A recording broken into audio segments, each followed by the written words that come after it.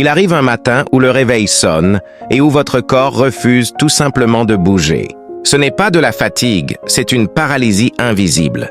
Vous fixez le plafond, le cœur à l'envers, incapable d'affronter une journée de plus. Dans les environnements de travail toxiques, on appelle cela pudiquement un épuisement professionnel. Mais aujourd'hui, dans ce 7e épisode, nous allons appeler le burn-out par son vrai nom. Une blessure d'usure causée par un système brisé. La culture d'entreprise toxique adore glorifier le surmenage. On vous fait croire que faire le travail de 3 personnes est une preuve de loyauté, que sauter vos pauses repas démontre votre engagement et que répondre au courriel à 22 heures est la norme pour réussir.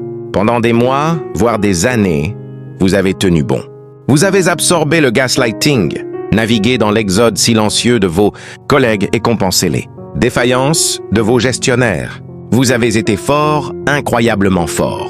Mais le problème, c'est que l'humain n'est pas conçu pour vivre en mode survie de façon permanente. Le burn-out n'est jamais un signe de faiblesse. C'est exactement le contraire. C'est le résultat direct d'avoir été trop fort, pendant trop longtemps, dans un environnement profondément dysfonctionnel. Quand votre esprit s'obstine à vouloir prouver sa valeur à des leaders qui ne vous respectent pas, c'est finalement votre corps qui doit tirer la sonnette d'alarme. Il vous impose l'arrêt que vous n'osiez pas prendre. Les crises de larmes inexpliquées dans la voiture, les palpitations avant une réunion, l'insomnie chronique, ce ne sont pas des failles dans votre personnalité. Ce sont les mécanismes de défense de votre biologie qui hurlent que vous êtes en danger.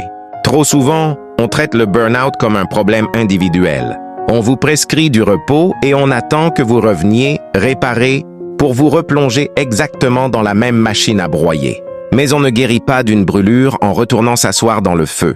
Il est temps de cesser de culpabiliser les victimes d'un management destructeur. Votre effondrement n'est pas un échec personnel, c'est l'échec d'un leadership incapable de protéger ses équipes.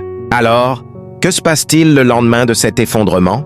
Quand le silence remplace le chaos et que vous vous retrouvez seul face au vide de l'arrêt maladie? C'est ce que nous explorerons dans notre prochain épisode, où nous affronterons la culpabilité et l'isolement